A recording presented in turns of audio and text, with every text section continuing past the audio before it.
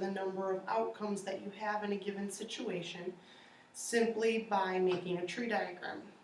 Today I'm going to show you, I guess you could call it a little bit of a shortcut using the multiplication counting principle. What that is if there are m representing a number ways to make one selection and n ways to make a second selection, then there are m times n total possible outcomes for the situation. For example, in our pizza problem on our homework last week, there were 3 possible size choices and 4 possible topping choices. If you made the tree diagram, you came to find out that there were 12 total possible pizzas you could make.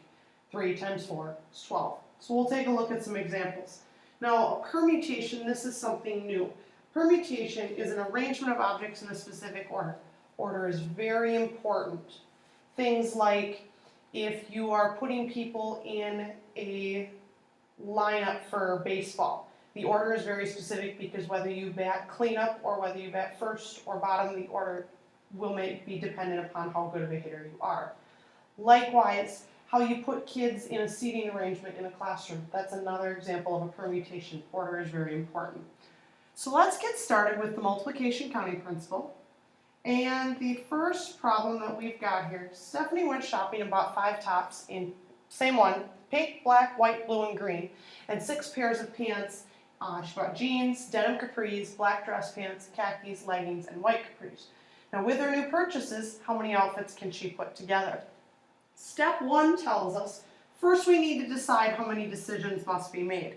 In this particular case here, we must first, when we're deciding on this outfit, we need to pick out a top to wear, and we must pick out a bottom, as we'll call it, because some of them are capris and some of them are pants.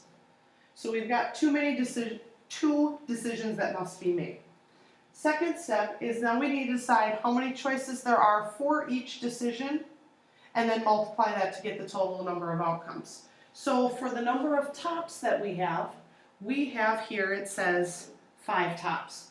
So I'm going to put 5 tops for my choice. And then for the number of bottoms that we've got, it says that she bought 6 pairs of pants, capris, jeans, all sorts of it. So we got 6. We're going to take those and multiply them together to get 30 outfits. Now, we could make a tree diagram that would have pink, black, white, blue, and green, and then off each of those make 6 different spots for each of the 6 pairs of pants. But as you can see, you need quite a bit of space, and that's going to get messy pretty quick. So we're going to stick with this fundamental counting principle.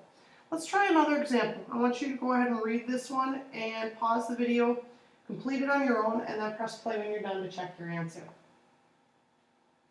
Alright, we've got a pizza shop offering 8 vegetable toppings, which are mushrooms, onions, peppers, black olives, green olives, artichoke hearts, banana peppers, and jalapenos, and 6 meat toppings of sausage, pepperoni, bacon, ham, chicken, and prosciutto.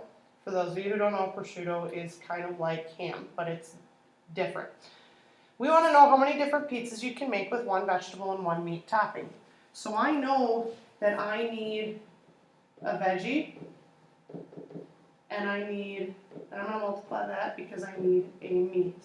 Now for the veggies, it says that I have 8 options, and for the meats, it says that I have 6 options.